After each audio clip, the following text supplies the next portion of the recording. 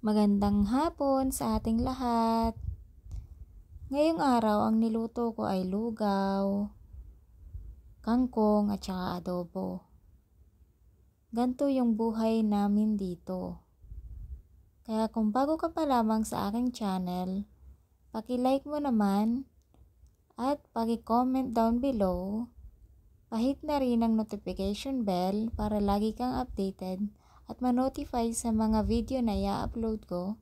Paki-follow mo na rin at subscribe sa channel ko. Kung gusto mong magkaroon ng idea kung ano nga ba ang buhay ng isang OFW dito sa Singapore, well, tune in my channel at keep watching. Thank you! Samahan niyo pala ako ngayong hapon na magluto ng ating adobo. Actually, dito sa bansang to, hindi uso yung adobo. Ako lang nagpauso dito sa bahay. Tapos naging paborito nila. Kaya lang, bihira dito yung bigas. Kasi yung bigas namin na 5 kilo, umaabot lang yun lang isang buwan mahigit. 5 kilo yun isang buwan mahigit na. Tapos ngayon, mag-aano muna ako ng bawang. Gagayat muna tayo ng bawang. Lagay ko dito. Iano muna natin yung bawang kasi natapos ko nang gayatin yung tapos ko nang gayatin yung manok na i-marinate ko na rin sa sa toyo, oyster sauce, ganun lang. Wala ritong sibuyas, hindi nagsisibuyas dito. Sa mga lutuin, hindi nagsisibuyas. Kaya hindi dito big deal yung sibuyas. Puro bawang lang pag nagigisa. Kaya i-chop lang natin to. Ito siya. Para makita nyo ginagawa ko. Ayun. Kasi hindi siya kita eh. Ayun. Ayun siya.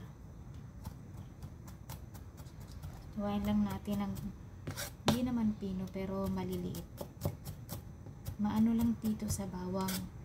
Kasi mura lang din naman. 2 point something lang. May bawang ka na isang isang balot ng ganito.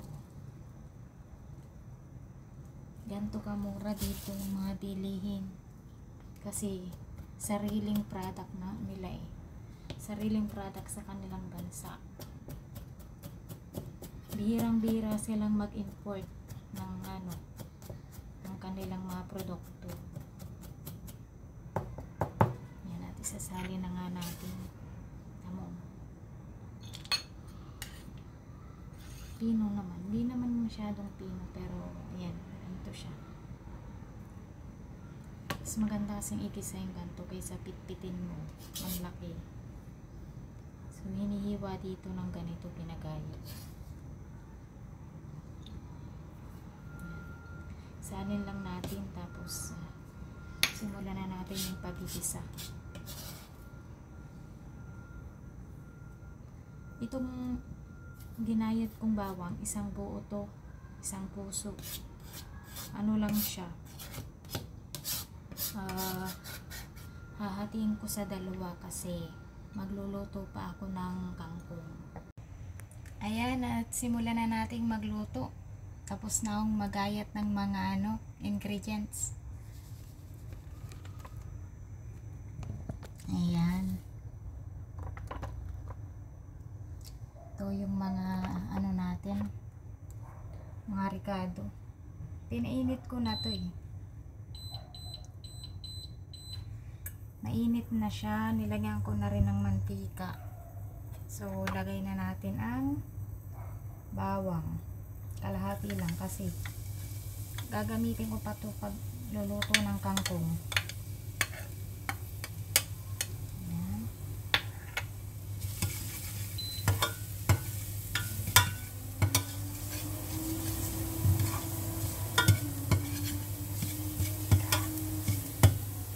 Katabi ko na rin yung mga ingredients ko.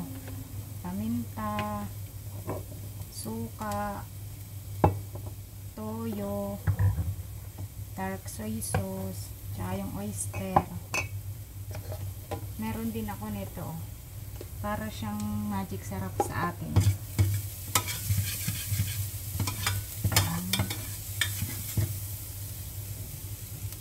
Sunod na natin ang ating manok.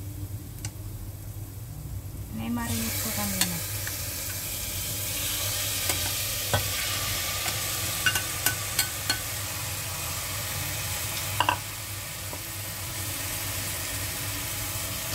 Sunod natin yung patatas.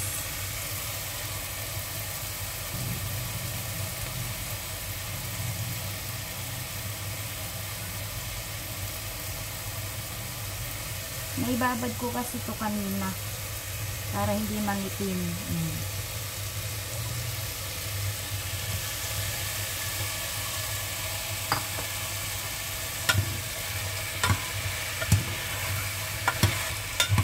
Haluin lang natin siya.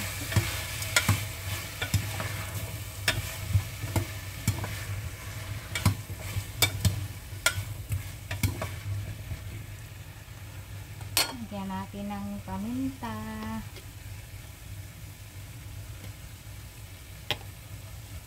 Ng toyo.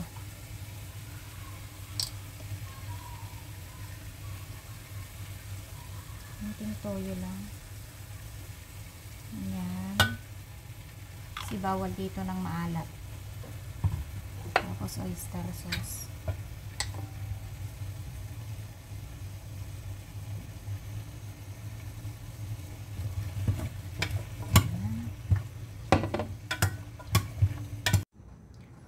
Ayan, at habang nakasalang yung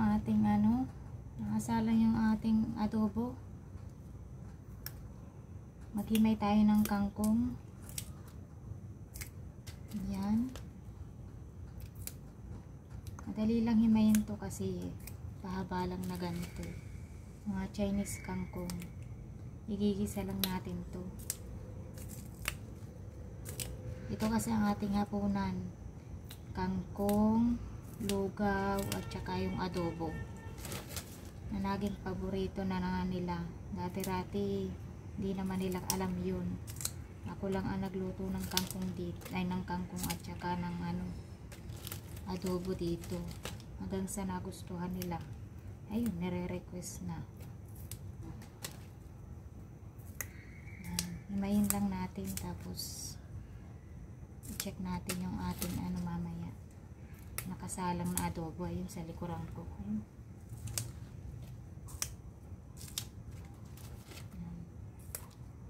Tingnan nyo guys, hanggang dito sa may puno, sa may ugat, sinasama ko yung steam. Kasi sayang din. Kasi syempre binibili to. Diba? Sayang ng pera. Kapag ka itatapon rin lang, malambot pa naman, kayang-kaya pa natin kainin yun. Pero sa totoo lang, yung mga pagkain dito mura lang. Kasi hindi kasi sila umaangkat sa ibang bansa, hindi sila nag-i-import. Lahat galing sa sarili nilang farm dito sa bansang to. Kaya sa kanila yung mga farmer, mas malalaki yung sahod. Kahit mura yung angkat sa kanila ng mga product nila, mga production, kahit mababa, at least yung sahod nila bilang isang farmers, talaga namang kayang mabuhay ang pamilya. Sana all ganun na lang. Dito tumaas man ang gulay, ang mga bilihin, kunting-kunti lang, sentimo lang. Hindi ka talaga maiiyak sa presyo. Diba? Nung nakaraan tumawag na yung nanay ko at dyan sa atin sa Pilipinas daw napakamahal na ng bilihin. Yun nga, ang problema kasi dyan sa atin sa Pilipinas, hindi tinangkilik ang sarili nating mga produkto. Yung mga mayayamang negosyante, sa halip na tangkilikin yung mga tanim ng ating mga magsasaka, wala. Kaya tumatas ang bilihin kasi kapag binabaan nila, luging-lugi na. Kasi sa tagal, tapos mga abono, ang taas na rin ang bigay sa kanila. Dahil bakit mataas na rin? Kasi nai-stack eh. Kaya tinataasan din ang mga presyo ng mga fertilizer. Ganun lang yun eh. Kaya maibibigay talaga ng mga mahal. Pero kung tutuusin yun ay mura lang. Kaya walang asenso. Ayan. Malapit na tayo matapos paghihimay nitong kangkong. Kunti na lang.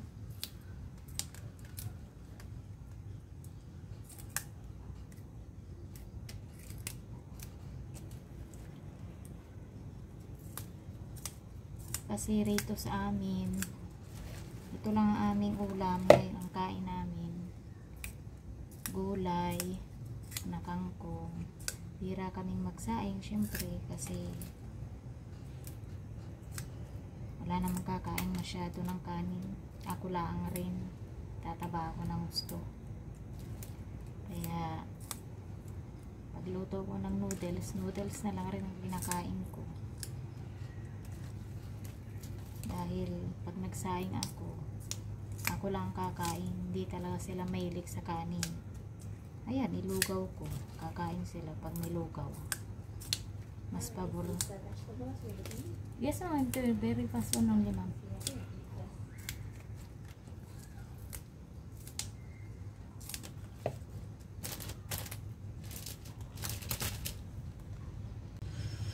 Ayan, at lulutuin na natin ang ating kangkong. Tapos na nating hiwain. Ay, himayin pala. Ito na siya. Hinugasan ko na rin.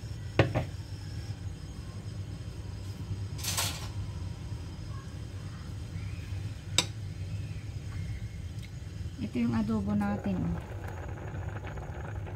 Kumukulo pa.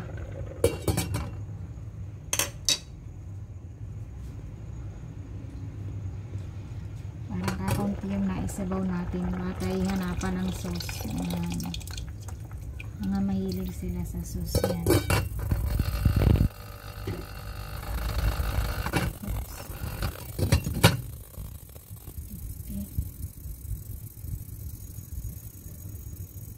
Initin lang natin. Okay, lagyan natin ng mantika.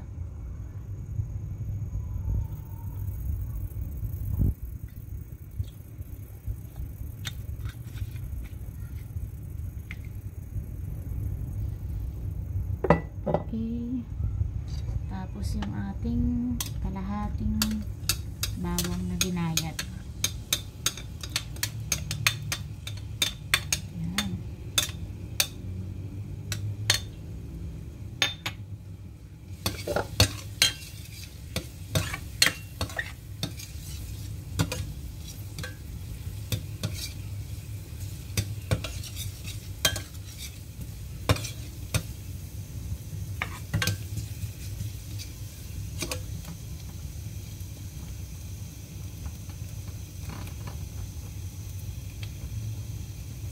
Anin lang natin yung bawang.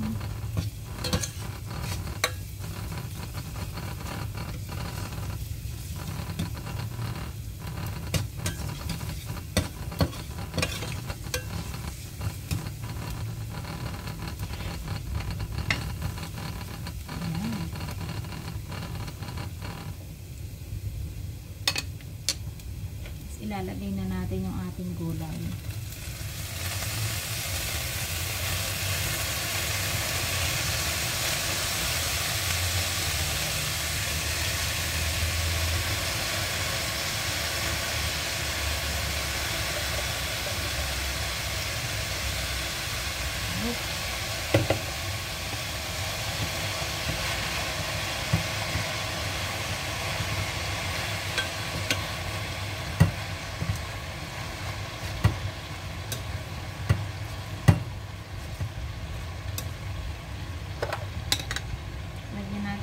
natin tubig.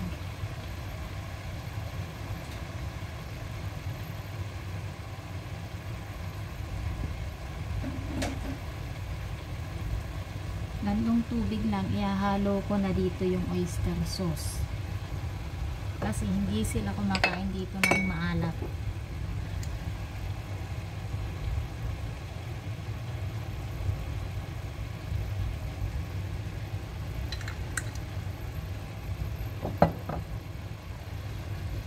Yeah.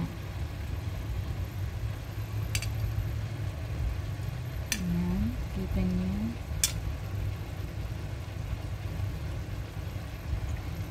Okay.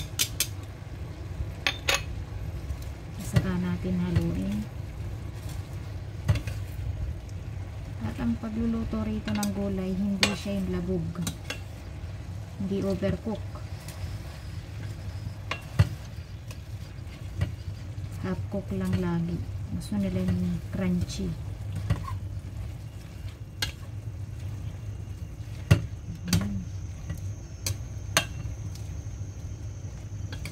Naluluto na yung ilalim.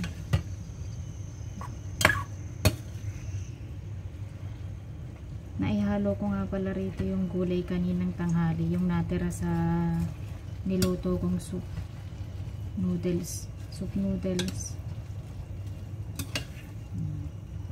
Ayan, pag naluto yung kangkong, kakapiraso na.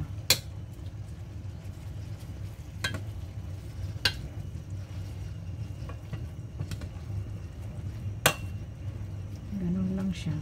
Siya mabilis nang lutuin.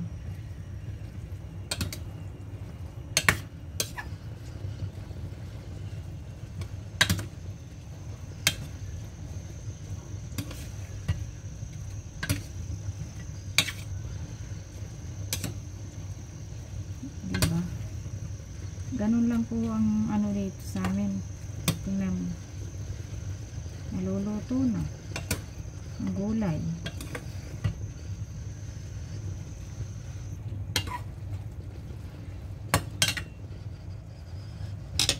Saglit lang.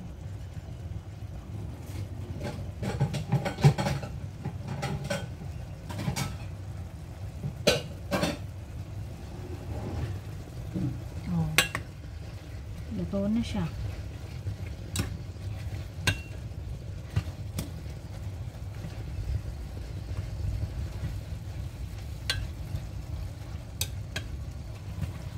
Off na natin yung kalan. Luto na siya eh.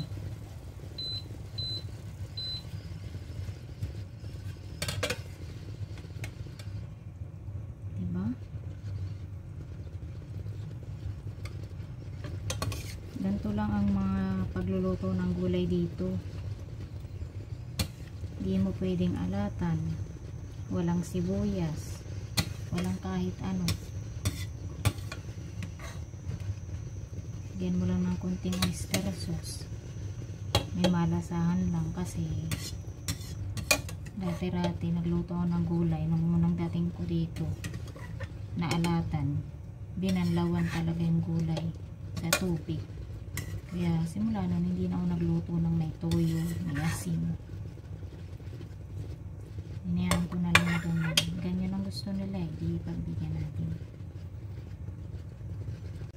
Tingnan natin yung ating adobo. Kung ano na ang adobo natin. Ayan.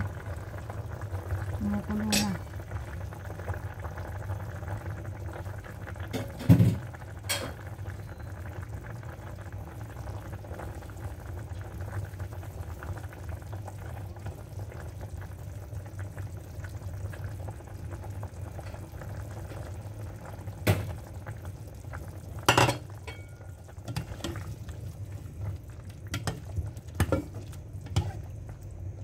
Tingnan natin kung luto na yung patatas.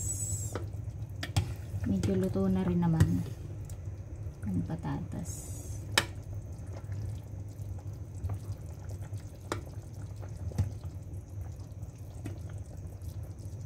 Okay.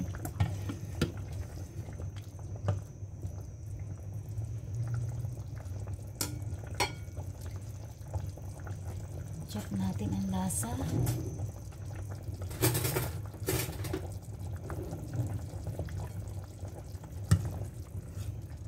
natin yung sauce lang.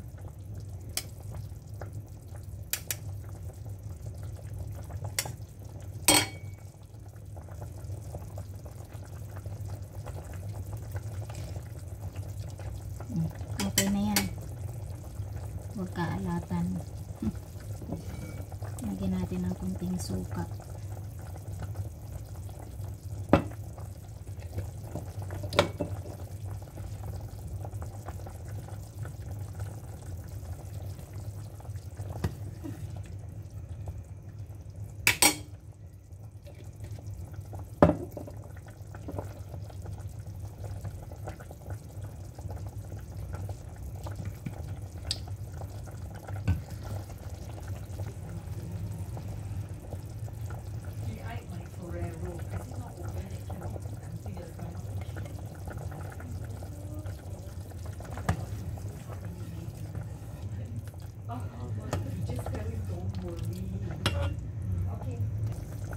Ayan, pagkatapos natin lagyan ng dark soy sauce, meron tayo dito ang 2 kutsara ng cornstarch. Lagyan natin ng kunting tubig.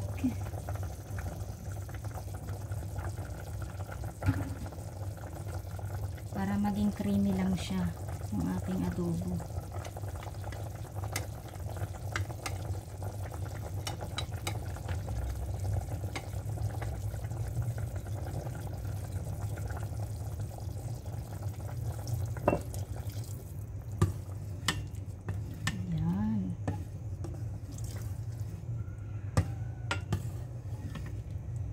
Lumabot na siya.